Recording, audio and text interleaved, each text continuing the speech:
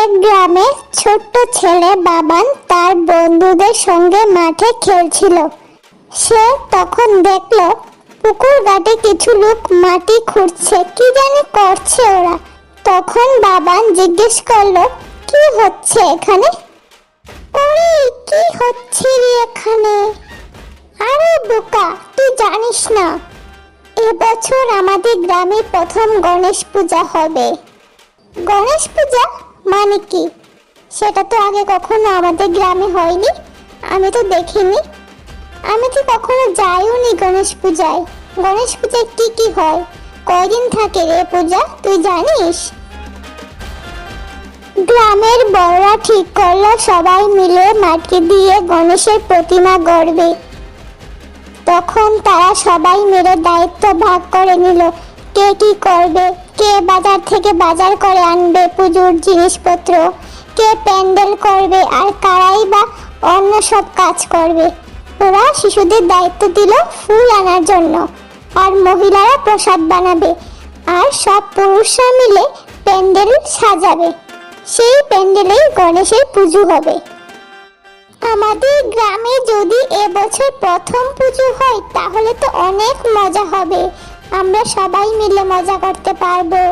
না রে বাবান, কাকু বলেছে আমরা যাতে ফুল আনি পুজোর জন্য। কাল সকাল সকাল বেরিয়ে পড়তে হবে ফুল আনার জন্য। এই বাবান, তুই সকাল সকাল ঘুম থেকে উঠে পড়বি, বুঝতে পেরেছিস? আমি এত ডাকাডাকি করতে পারবো না। কিরে মিঠু, চল চল, তাড়াতাড়ি চল।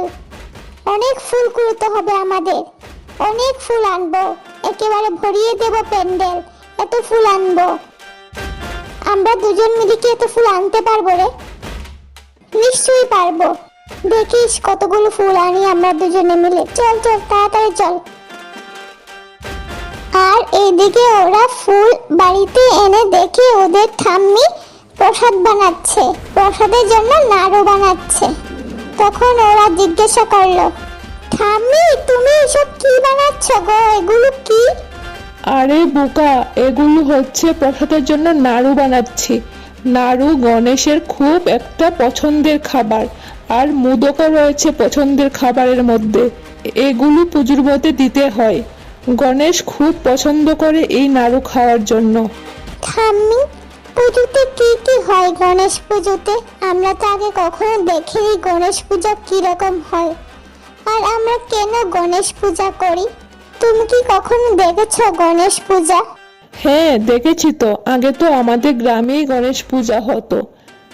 মাঝে অনেক বড় বন্যা হয়ে যাওয়ার পর থেকে আর এই গ্রামে গণেশ পূজা হয়নি। তো আবার সবাই মিলে এবছর গণেশ পূজা শুরু করলো। আশা করছি এবছর গণেশ পূজা ভালোভাবেই হবে, সবাই মিলে করবে। ভবিষ্যতে তোরা মিলে করবি, আমরা তো এখন বুড়ো হয়ে গেছি, ভবিষ্যতে তোরাই করবি, শিখে রাখ ভালো করে এখন থেকে। আচ্ছা, গণেশ পূজা কেন হয়, আর কে এই গণেশ? শুন তবে, গল্পটা আমি তোদের বলছি। একদিন মা পার্বতী মাটি দিয়ে এক ছেলে তৈরি করলেন। সেই ছেলেটি ছিল গণেশ।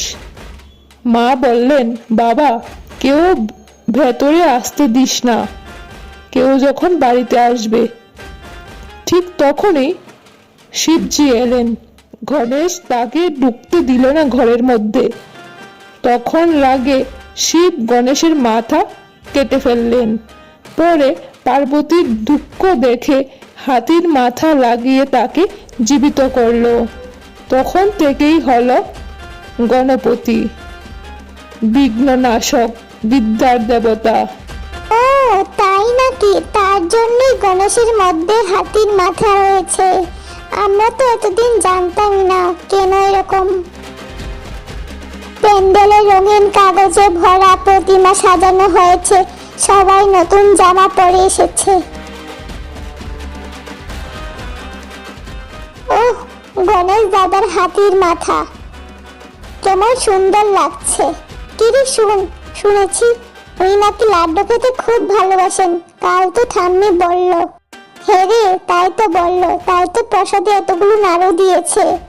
দেখ দেখ, গণেশের সামনে বড় বড় লাড্ডুর থালা রেখেছে। পুজো হলেই এগুলো আমরা খেতে পারবো। চুপ কর তো বাবান, এত খাই খাই করিস না। আগে পুজোটা হোক ভালো করে, তারপর খাওয়া যাবে। এখন এত লুট দিচ্ছিস কেন? পুজো হলে তো সবাইকেই দেবে প্রসাদ।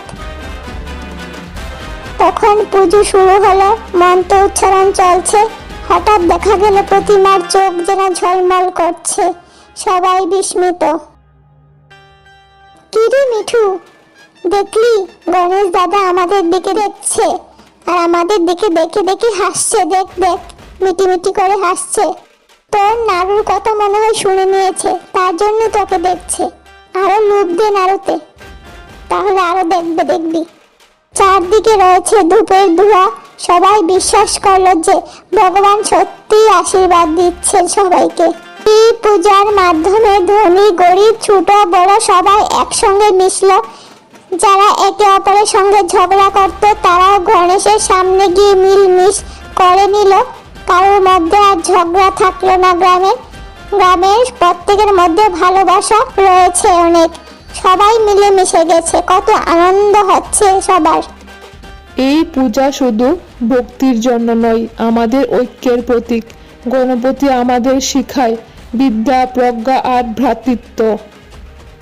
এই গণপতির জন্যই দেখো আমরা সবাই একসঙ্গে মিলিত হয়েছি, গ্রামের মানুষরা।